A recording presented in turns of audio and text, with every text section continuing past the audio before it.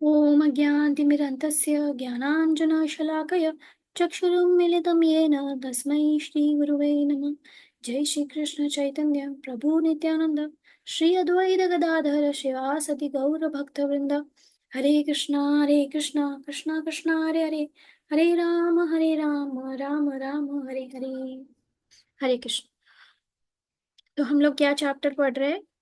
हम्म, कृष्ण भगवान को समझने का चैप्टर पढ़ रहे हैं। To know Krishna as he is, वो जैसे है वैसे हमने हमने उनको जानना जानना। From Shrimad Bhagavatam we understand that when Krishna departed from this world, Arjuna was overwhelmed with sorrow. But when he began to remember the instructions of Bhagavad Gita, he became pacified. तो अभी यहाँ पे क्या बोल रहा है कि श्रीमद् भगवत गीता तो हो गई, फिर क्या था? श्रीमद् भागवतम। भागवतम पढ़ के हमें ये पता चला कि जब कृष्ण भगवान डिपार्ट हो गए, मतलब 150 ईयर्स कुछ रहे थे वो यहाँ पे, जब उन्होंने अपना देह ये किया यहाँ पे, तब अर्जुन बहुत सौरो हो रहे थे, मतलब बहुत सैड हो रहे थे कि ये चले गए, अब कैसे होगा, क्या होगा। फिर उन्होंने भगवत गीता पढ़ी, भगवत गीता के इंस्ट्रक्शंस पढ़ी, मतलब इंस्ट्रक्शंस रिकॉल किए, और तब वो शांत हुए, मतलब उनका जो सौरो था वो हटा। अगर आप देखेंगे, जैसे मैं सिर्फ एक एनालॉजी दे रही हूँ, जैसे जैसे कोई गुजरता है तो हम क्या करते हैं? सबसे पहले गीता जी का पाठ करते हैं, हम गीता जी पढ़ते हैं। तो वो क्यों बोला गया है पढ़ने के लिए? ताकि जो वो भगवत गीता में जो भगवान बोल रहे हैं वो हम समझे, और जो जिनका बॉडी डिपार्ट हुआ है तो हमें जो सॉरो फील हो रहा है उससे हम ऊपर उठे, इसीलिए ऐसा है। Arjuna was Krishna's constant friend.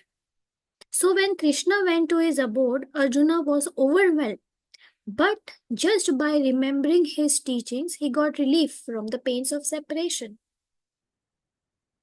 तो जैसे ही आपको ज्ञान आता है, आपको आप वो मतलब जब आप आपकी नॉलेज बढ़ती है तो आप अपने दुखों से दूर होने लगते हैं।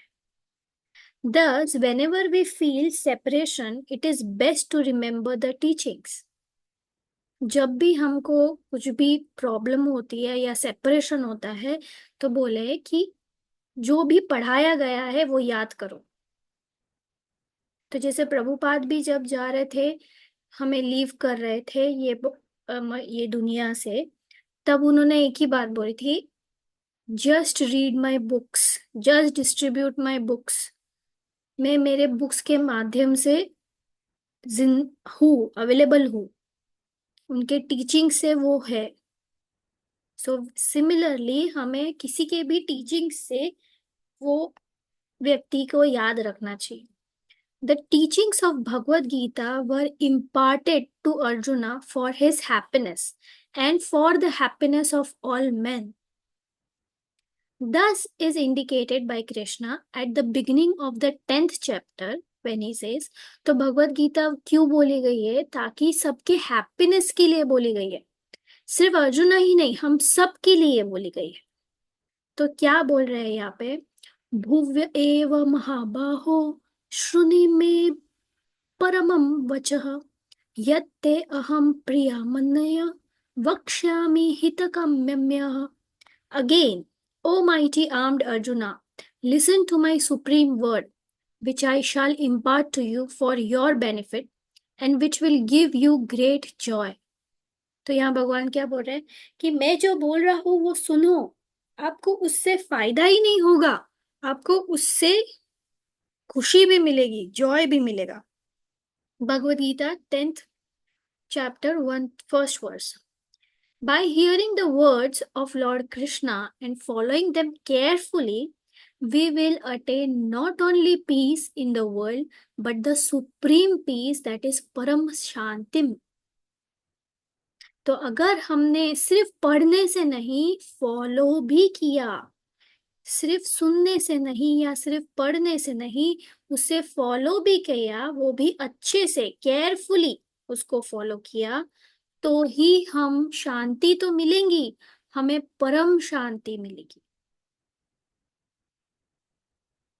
All that is required is that we seek refuge in the lotus feet of Krishna and render service unto him by chanting his glories and pushing his this Krishna conscious movement in every town village of the world. और वो कैसे होगा? जब आप अपने आप को पूरी तरह भगवान के चरण कमलों में सरेंडर कर देंगे, उनको दे देंगे, और उनकी जो महिमा है, उनकी जो गाथा है, वो सबको बताएंगे, तब आप ये कर सकते हैं। It is Krishna's promise that by such surrender, peace and eternal life will come automatically. जब आप ये करेंगे, अपने आप आपको अंदरूनी शांति और अच्छी लाइफ मिलेगी। तम एव श्रवणम शरणं गच्छ सर्वभावेन भारत, तत्प्रसादत परम शांतिं स्थानं प्राप्स्यसि शाश्वतम्. Ocean of Bharata, surrender unto him in all respects, so that by his mercy you can have transcendental peace and the eternal abode. तो आप उनको सरेंडर कर दो, और फिर आपको उनकी मर्सी आएगी, और उससे आपको परम शांति होगी और इटर्नल एबोर्ड मिलेगा। इटर्नल एबोर्ड मतलब गोलोका वृंदावन, जहाँ पे कान्हा रहते हैं। Bhagavad Gita 18th verse 62 chapter. तो ये चैप्टर यही खत्म हो गया है। अब हमने यहाँ तक क्या सीखा? हमने यहाँ तक कृष्ण भगवान को समझे। तो क्या क्या समझे? कि पहले वो सुप्रीम कंट्रोलर है, दूसरा कि वो उनके ना ही कोई ऊपर है, ना ही कोई उनके इक्वल है, he is the only one. फिर तीसरा, he is not the doer, वो कुछ नहीं कर रहे, he is not the doer. उनको किसी के लिए, वो किसी के लिए अधीन नहीं है कि वो ऐसा करेंगे तो ही कुछ होएगा, नहीं, वो अपने स्वेच्छा से करते जो भी करते। ठीक है। फिर हमने कृष्णा के बारे में और जाना। तो ऐसी ये कृष्ण को जाना अभी हमने। अभी हम लोग कृष्ण की एनर्जीज को जानेंगे कि कृष्ण की क्या एनर्जीज है, वो हम जानेंगे। For Krishna there is no difference between material and spiritual energy. For him it is all the same. Sometimes electricity works for cooling purposes and sometimes it works for heating purposes. But the energy generated from the electric powerhouse is all the same. तो क्या यहाँ पे क्या analogy बता रहे Srila Prabhupada ji? Similarly Krishna energy is also spiritual but it is acting in different ways. ठीक है। तो यहाँ पे क्या बता रहे हैं कि भगवान की ही एनर्जी है, माया भी भगवान की एनर्जी है, और वो जो स्पिरिचुअल गोलोका में जो एनर्जी है, वो भी जो स्पिरिचुअल है, वो भी उनकी ही एनर्जी है। तो अभी इसका एनालॉजी ये बताया प्रभुपाद जी ने कि एक इलेक्ट्रिसिटी है, अगर आप वो एसी में, कूलर में इलेक्ट्रिसिटी डाले तो आपको ठंडी हवा आएगी। वही आपने हीटर में वही इलेक्ट्रिसिटी को डाला तो आपको हीट प्रोड्यूस करेगी। सिमिलरली भगवान की एनर्जी है, अब वो हम कैसे यूज कर रहे हैं वो एनर्जी को, और वो कैसे एक्ट कर रही है, उसके ऊपर डिपेंडेंट है। In a town there may be a department of welfare and a department of police. In the eyes of the government both are same, for both are subsidiary parts of the government, but for the individual they render different service. The material energy may be working in different ways that may not be very pleasant to the living entity, but does not mean that the material energy is not liked by Krishna. It is important as spiritual energy, but it is engaged to punish the conditioned soul, just as the police department is engaged in punishing criminals. तो अभी क्या बोल रहे हैं यहाँ पे, जैसे दो डिपार्टमेंट है अपने गवर्नमेंट के भी, एक वेलफेयर डिपार्टमेंट है, एक पुलिस डिपार्टमेंट है। अब गवर्नमेंट के लिए दोनों डिपार्टमेंट एक सरीके है, उनमें भेदभाव नहीं है।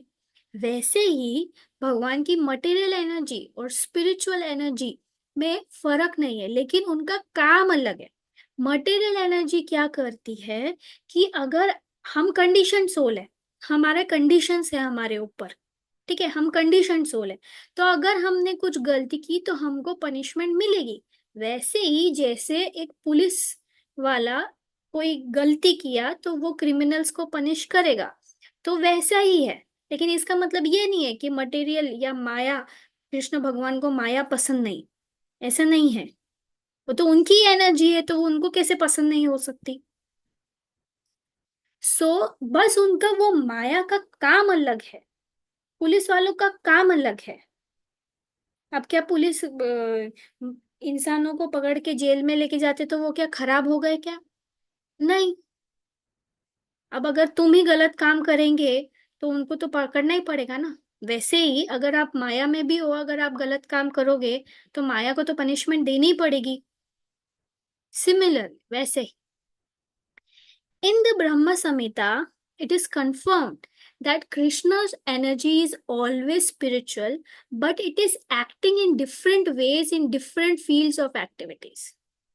In relation to Krishna, there is no distinction between the energies, but for our understanding, we discriminate and say that sometimes the energy is working in a material way and sometimes in a spiritual way. We are thinking that the energy is hot or cold, good or bad, pleasant or unpleasant, but in fact the energy is the same. तो भगवान के लिए उनकी energy energy है, वो नहीं discrimination करते spiritual या मटेरियल। ये हम है जो डिफ्रेंशिएट करते, जो वो उनकी एनर्जी को वैसे यूज करते। तो अब अगर हम गुड के लिए यूज करेंगे तो हमारे साथ गुड गुड होएगा, अगर बैड के लिए यूज करेंगे तो आप वो माया में फंसते जाओगे और आपको वो मटेरियल मोड्स ऑफ नेचर, मतलब तमस गुण, रजोगुण, तमोगुण के आधीन रहना पड़ेगा। सो ये हमारे ऊपर है कि हम कैसे करें। Krishna cannot distribute inferior energy because he is not inferior, he is always superior, spiritual, and therefore his energy is always spiritual. Subhadra is the sister of Krishna, and from her comes the incarnation of Durga, the personification of material energy. Subhadra is in the spiritual world and is eternally related to Krishna as his energy. But when Durga conducts her activities here in the material world, it is not that she is to be considered inferior. तो यहाँ क्या बोल रहे हैं,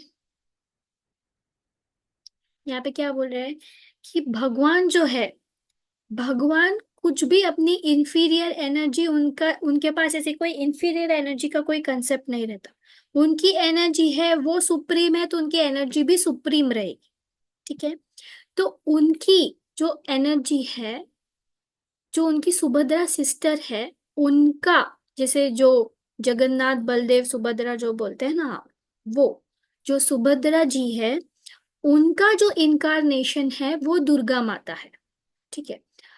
वो है दुर्गा माता से हमको ये मटेरियल एनर्जी का पर्सोनिफिकेशन, मतलब उनके थ्रू ये मटेरियल एनर्जी आती है। तो अब सुभद्रा जी तो स्पिरिचुअल वर्ल्ड में है, जहाँ पे गोलोका वृंदावन में है, और जो दुर्गा जी है वो हम जैसे लोगों के लिए इधर मटेरियल एनर्जी में है, यहाँ पे है। तो इसका मतलब उन्होंने ये नहीं समझना चाहिए कि वो इंफीरियर है, यहाँ पे ये बोला जा रहा है। भले वो हमारे लिए एक्ट कर रहे लेकिन वो इंफीरियर है, ऐसा नहीं समझना चाहिए। In the Bhagavad Gita as well as in Brahma Samhita, it is said that Durga or Maya is acting under Krishna's direction. So, how can she be considered inferior? वो कृष्ण जो उनको करने के लिए बोल रहे हैं वो वही कर रही है, तो वो इंफीरियर नहीं है। बस माया का काम अलग है, तो हमको माया से बचे रहना है। उसका मतलब ये नहीं है कि हमें माया का अपमान करना है। हम क्या पुलिस, अगर हमको पुलिस से बचे रहना है तो हम क्या पुलिस का अपमान करते क्या? नहीं, आप लोग गंदे हो, आप ऐसे हो, ऐसे कुछ तो नहीं बोलते ना उनको। उनसे दूर रहते। दूर रहना मतलब जो जो अपने को बोला गया है वो करना, रूल्स एंड रेगुलेशंस फॉलो करना। बराबर। तो वैसे ही अगर आपको माया से बचे रहना है, माया का काम है कृष्ण से दूर करना।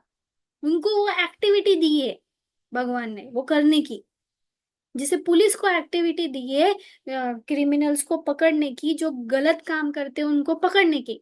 तो माया को भी काम दिया है कि जो गलत काम कर रहा है उनको पकड़ो।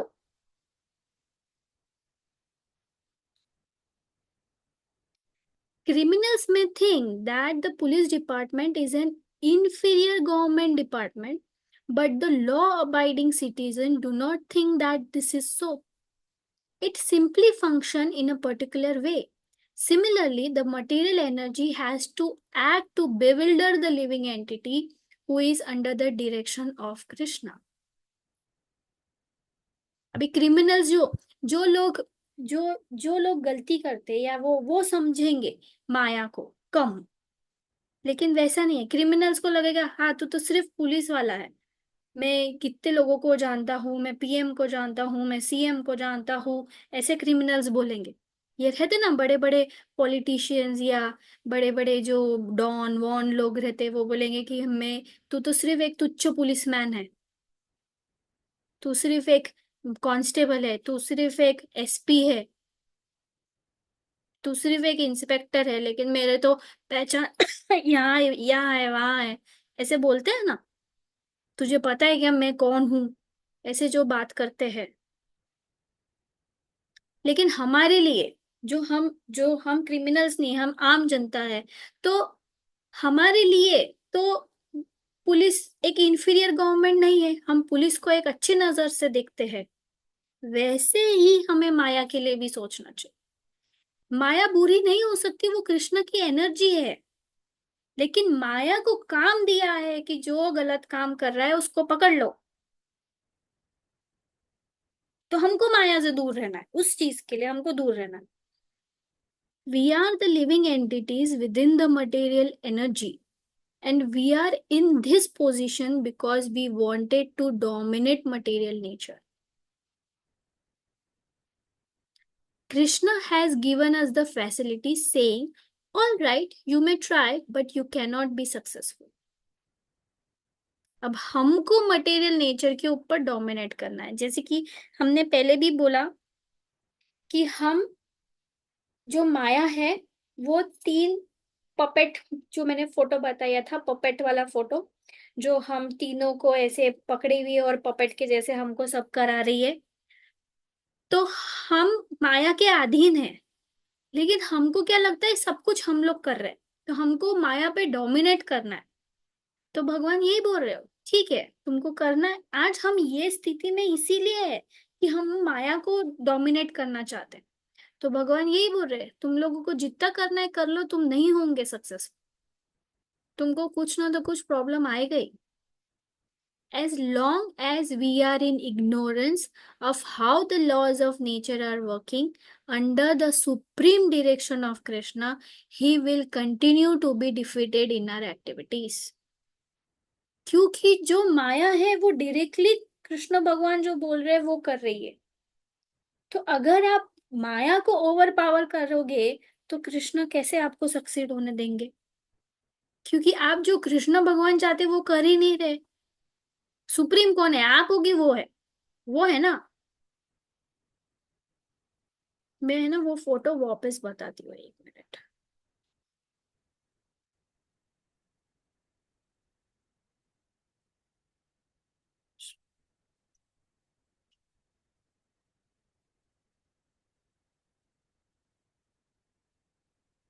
ये देखो, ये फोटो है। यहाँ पे क्या है? कृष्ण यहाँ है। और ये माया के हम कठपुतलियां है। और ये माया है।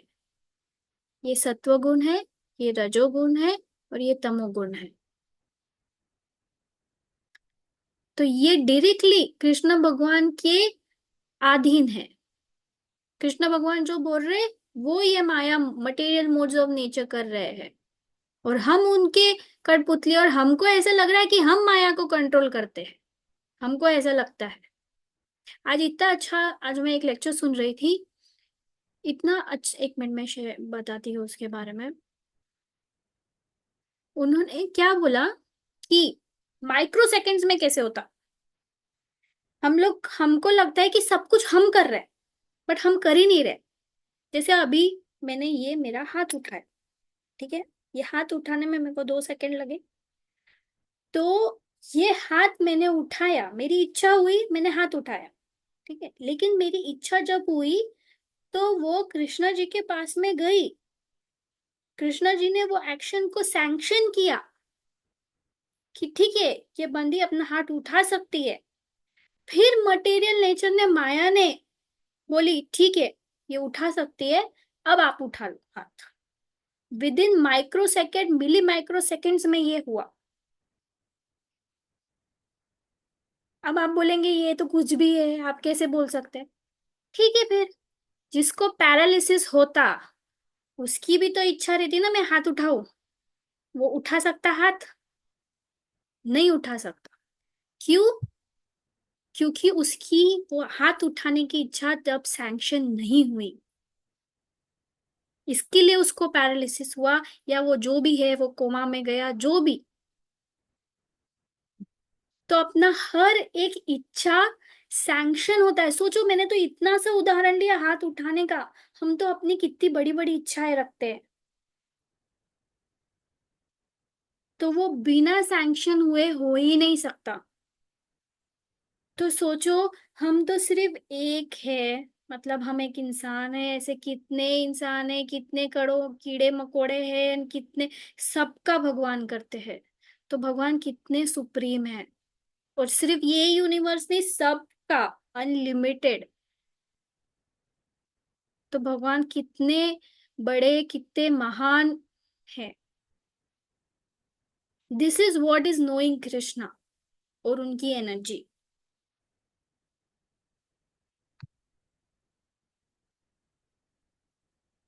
As long as we are in ignorance of how the laws of nature are working under the supreme direction of Krishna, we will continue to be defeated in our activities. When we understand Krishna in perfection, we will automatically know the laws of nature and how they are acting. Vaishnavas are concerned with the background of the laws of material nature. When we understand Krishna in perfection, we understand that there is in actuality no inferior or material energy, but that everything is spiritual. हर चीज spiritual है. We can understand that on the higher platform, whatever we are experiencing are the actions and reactions of the different energies of the Supreme Lord.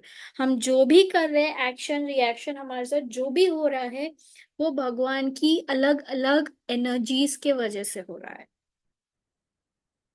When we understand Krishna perfectly, then these distinctions of superior and inferior energies will disappear. हम ये कभी नहीं distinguish, कभी उनमें अंतर नहीं देखेंगे कि ये कम ही है, ये ज्यादा है. जो हम लोग अभी भेदभाव करते, ये इंसान ऐसा, वो इंसान ऐसा, या ये तो कीड़ा मकोड़ा है, या किसी की रिस्पेक्ट नहीं करना, जब हम कृष्णा भावनामृत होते हैं, तो हम हर जीव को एक लेवल पे देखते हैं. Whatever is engaged in the service of Krishna is superior energy. In the higher sense, everything is serving Krishna, and those who are highly elevated understand this. तो हर चीज भगवान कृष्ण को सर्व हो रही है। हम डायरेक्टली इनडायरेक्टली भगवान को सर्व करना ही हमारा एम होना चाहिए, और ये कोई महान व्यक्ति ही समझ सकता है।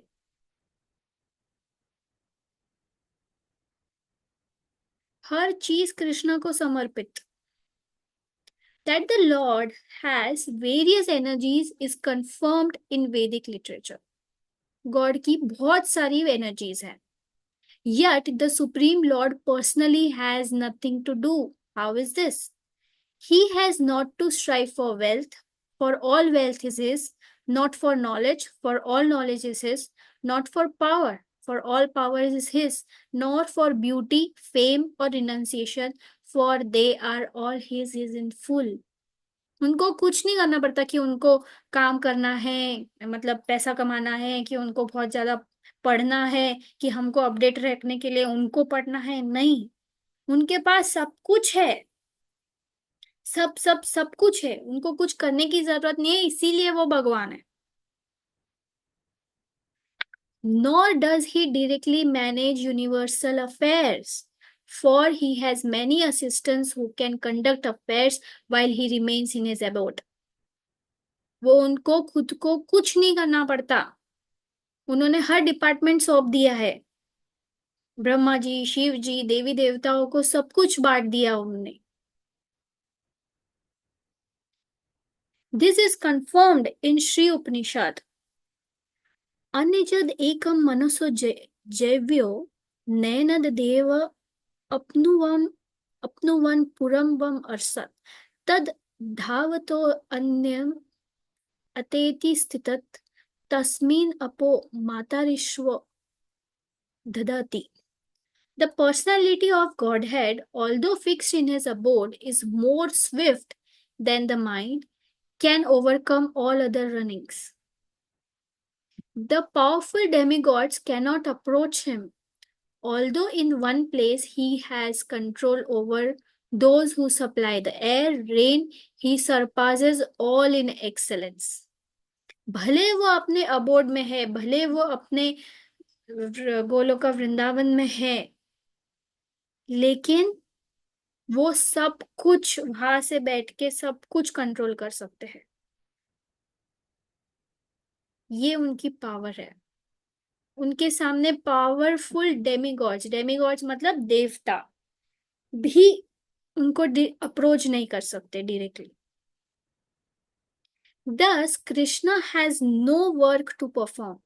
As the Supreme Personality of Godhead, he simply engages in enjoying himself with the gopis, cowherd girls, and his consort Radharani. Krishna does not really engage in killing demons. When Krishna kills demons, he is known as Vasudeva Krishna, not the original Krishna. When Krishna expands himself, he first expands as Balaram, then Shankarashna, then Pradyumna, Anirudh, and Vasudev. As Vasudev, he acts in Mathura and Dwarka, but as Krishna in his original features, he remains in Vrindavan. तो यहाँ पे क्या बोला भगवान ने? यहाँ पे क्या बोल रहे हैं कि जो कृष्ण है वो खुद कृष्ण कभी नहीं आते, उनके जो एक्सपांशन है वो वासुदेव कृष्ण आते हैं।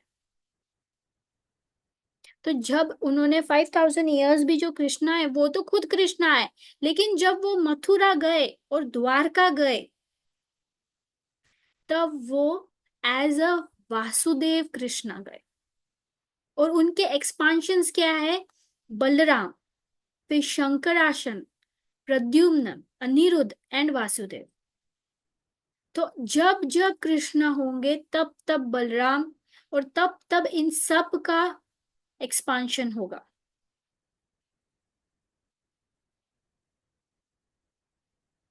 This may seem to be confusing. Even one of the greatest fiction writes in Bengal misunderstood and thought that Krishna of Vrindavan, Krishna of Dwarka, and Krishna of Mathura were different persons.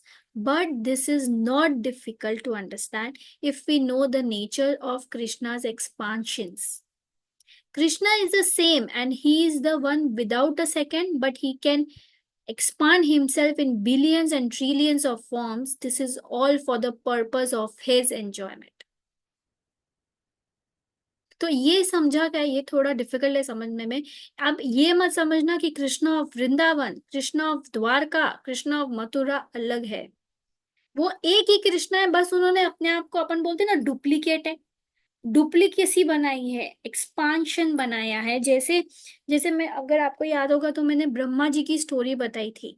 जो ब्रह्मा जी ने सारे गैयों को और उस कान्हा के सखा को एक साल के लिए ब्रह्मलोक में लेके चले गए थे कृष्ण भगवान को टेस्ट करने के लिए। वो भूल गए थे कि यही कृष्ण भगवान है, जो लीला है ब्रह्मा जी की। तो ब्रह्मा जी, तो उन्होंने देखा नेक्स्ट डे सेम गैया सेम बच्चे यहीं पर है। तो वो कान्हा ने उनका रूप धारण करके अपने आप को एक्सपांड किया और वो किया। उनके माता पिता को लगने ही नहीं दिया कि हमारे बच्चे हमसे दूर हैं, जबकि वो एक साल तक ब्रह्मलोक में थे।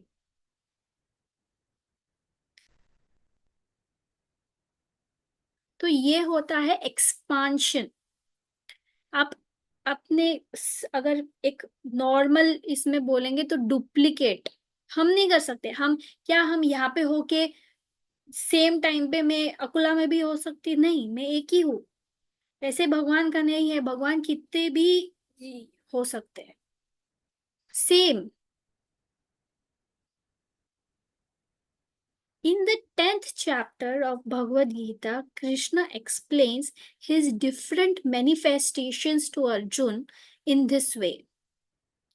Uchai Shravasam Ashwanam Vidhimam Amritobhavam Airavatam Gajendranam Naranam Cha Naradhipam Ayudhanam Aham Vajram Dhenunam Asmi Kamadhuk प्रजनश्चस्मि कांदरपः सर्पनाम अस्मि वासुकिः. Of horse know me to be Uchishwara, who rose out of the ocean, born of the exile of immortality of lordly elephants. Of lordly elephants, I am the Airavat, and among men, I am the monarch. Of weapons, I am the thunderbolt. Among cows, I am Kamadhuk, giver of abundant milk. Of procreators, I am Kandarpa, the god of love. And of serpents, I am Vashuki, the chief. तो हर living form में उन्होंने अपने आप को बताया कि मैं कौन हूँ। Lord Krishna further enumerated the many great manifestations of the material creation and explained how each was representative of himself.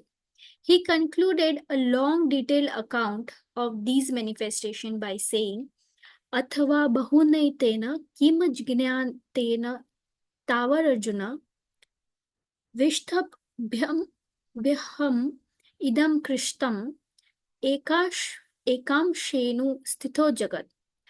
But what need is there, Arjuna, for all this detailed knowledge? With a single fragment of myself, I pervade and support these entire universes. Thus, this material world is existing on one planetary portion of Krishna. If Krishna didn't enter this universe, it could not exist. Similarly, unless the spirit soul, which is fragmental portion of Krishna, enters this body cannot exist. तो यहाँ पे बोल रहे हैं कि जो material world है जहाँ हम अभी रह रहे हैं, वो भगवान के सिर्फ इतनों से पोषण का भाग है। सिर्फ उनके इतने से स्पिरिट से एक बॉडी जीवित हो सकती है। As soon as the spirit soul leaves, the body immediately becomes useless. When Krishna enters into matter, matter has value. तो जहां पे भी कृष्ण घुसते हैं वो चीज कोई वैल्यू हो जाती है। This is true for the minute individual atom and the great universe as well. तो ये हर जगह लागू है, सिर्फ हमारी बॉडी के लिए नहीं, हर जगह। Since the manifestation of Krishna are so great, we should know that his enjoyment is far greater than ours. We have to try to understand that what kind of enjoyment Krishna likes. तो जब कृष्ण की energies और कृष्ण इतने great है, तो हमें ये समझना चाहिए कि उनका एंजॉयमेंट उससे भी ग्रेट है। और हमने उनको क्या पसंद है, उनको क्या अच्छा लगता है, वो हमने जानना चाहिए। Everyone knows that God is great, and we can conclude from that that his enjoyment is also great. In this regard, Swarupa Damodar Goswami has written a verse which says that although the loving affairs of Radha and Krishna may appear like ordinary material affairs, this is not actually the case. Radha Rani is the pleasure potency of Krishna. Radha Rani भी एक energy है कृष्ण की, pleasure potency.